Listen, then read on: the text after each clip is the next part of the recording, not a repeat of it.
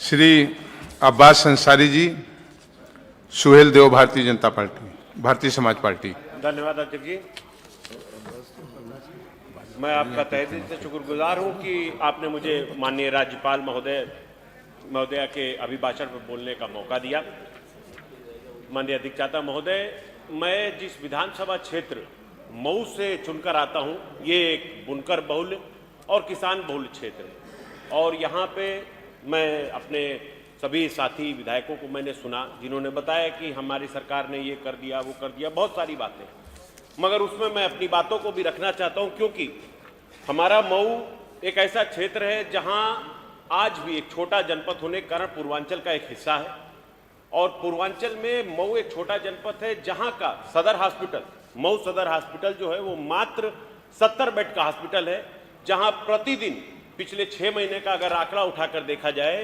तो 200 से ज़्यादा पेशेंट वहाँ पर हमेशा रहते हैं। माननीय चेयर से मैं अनुरोध करूँगा कि आपके माध्यम से मेरी ये रिक्वेस्ट हो कि मेरा मऊ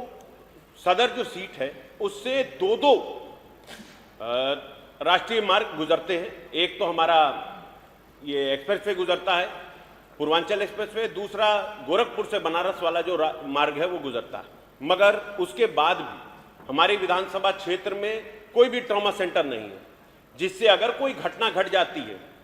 तो पेशेंट को मिनिमम, जो कि हमारे क्षेत्र से 100 किलोमीटर की दूरी पर जो भी अच्छा बेहतर हॉस्पिटल है वहाँ या लखनऊ आना पड़ता है और रास्ते में उनकी मृत्यु हो जाती है और जो कि एक अपूर्व घटना होती है जिसकी कोई भी पूर्ति नहीं की जा सकती। मैं आपके माध्यम से अनुरोध करूँगा कि अध्यक्ष जी, मेरी विधानसभा बुनकर बहुल क्षेत्र है और बुनकर लोग बड़ी बड़ी मशीनों से काम करते हैं। अक्सर ऐसी घटना और दुर्घटना घट जाती है जिससे घायल होने वाले व्यक्ति को इंस्टेंट ब्लड लॉस होता है और जिस कारण स्वास्थ्य सेवा बेहतर ना होने के कारण, मिनिमम जो स्वास्थ्य सेवा भी होनी चाहिए वो भी ना मिलने के कारण वहां पर ये दिक्कत सामने आती है और लोगों की जान जाती है। अध्यक्ष जी, मैं आपसे ये अनुरोध करूंगा आपके माध्यम से कि हमारे यहाँ मऊ का जो डिस्ट्रिक्ट हॉस्पिटल है उसमें ऑक्सीजन जनरेशन प्लांट नहीं है, जो कि आज के समय में बहुत ज़्यादा जरूरी पड़ जाता है क्योंकि सिलेंडर से सप्लाई होने वाली जो गैस है, अगर किसी माध्यम से ऑक्सीजन खत्म हो जाता है तो एक बहुत बड़ी घटना का सामना हो सकता है जिससे कि जान और माल का नुकसान हो सकता है। अध्यक्ष जी, मेरे यहाँ एक सबसे बड़ी परेशानी ये है कि जो सदर हॉस्पिटल है उसकी अच्छा ना होने की वजह से और वहाँ कोई भी स्पेशलिस्ट डॉक्टर ना होने की वजह से जो प्राइवेटाइजेशन हो रहा है, और वैसे भी इस सरकार में प्राइवेटाइजेशन को काफ़ी बढ़ावा दिया जाता है, तो हमारे मऊ में जो प्राइवेट हॉस्पिटल्स है उनकी एक मोनोपोली चल रही है जो अपने मनमाने रेट पर लोगों को हॉस्पिटल में भर्ती करते हैं और उनसे मनमाना रेट वसूलते हैं और ठीक से इलाज तक नहीं मौजूद हो पाता। तो माननीय अध्यक्ष जी, मैं आपसे ये अनुरोध करूंगा कि मेरे इस प्रस्ताव को भी भरा जाए, रखा जाए उसमें, और हमारे यहाँ मऊ के जो हॉस्पिटल है उसमें इन सुविधाओं को भी ऐड किया जाए। अध्यक्ष जी, मैं एक बड़ी बीमारी है जो हमारे मऊ में लोगों को बहुत परेशान कर रही है,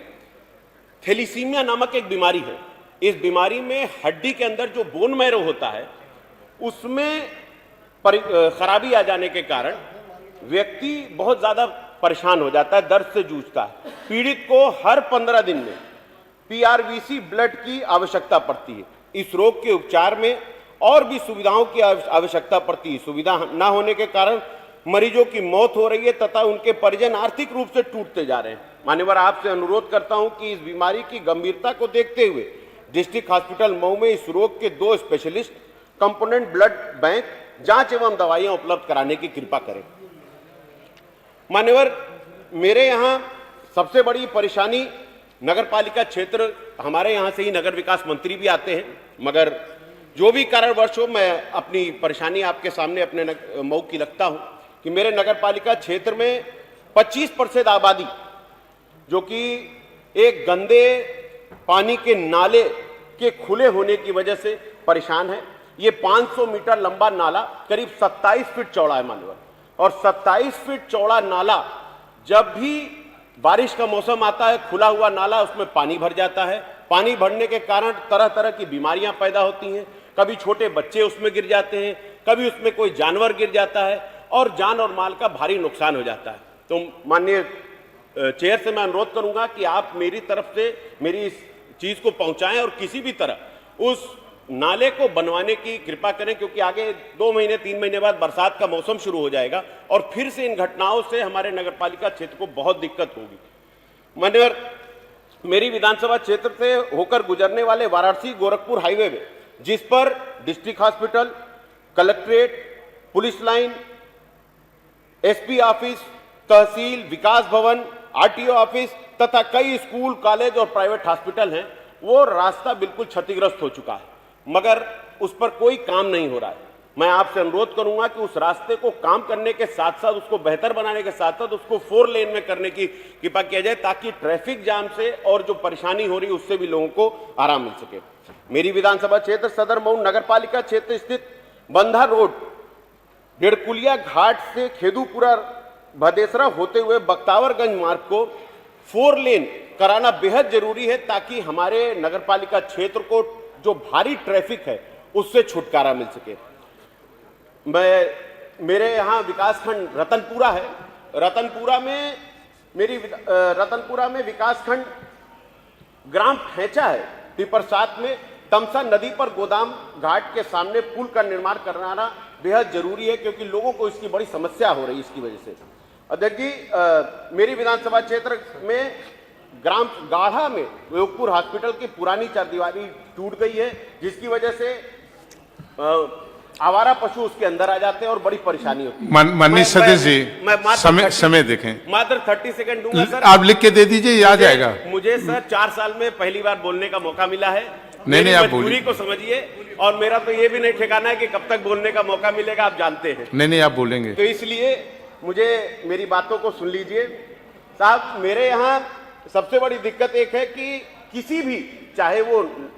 शहर का इलाका हो या देहात का इलाका हो, किसी भी हॉस्पिटल में डॉक्टर्स की कमी है और स्पेशलिस्ट तो है ही नहीं सर। इसके लिए मैं आपसे अनुरोध करूंगा कि मेरी इन गुजारिशों को आप अपने साथ जोड़ते हुए और सबकी गुजारिशों के साथ जोड़ते हुए मेरी